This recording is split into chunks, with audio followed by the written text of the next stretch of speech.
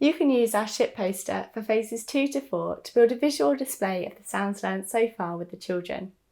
Pupils love this part of the phonics lesson, and it provides a reference to prior learning that they will actually use as they are directly involved in building it. Here's how it works. Firstly, find a good space in your classroom to put your ship poster.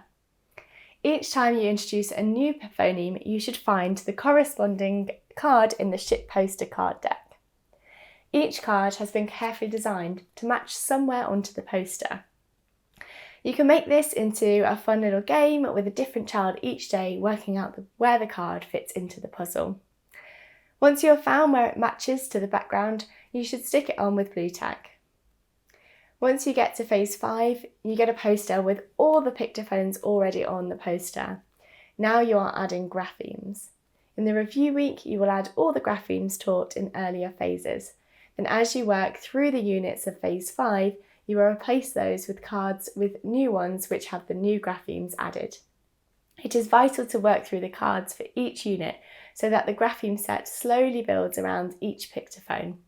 This then creates a resource the children can become familiar with throughout the year and is an attractive part of the classroom, which is naturally and dynamic part of the live learning environment.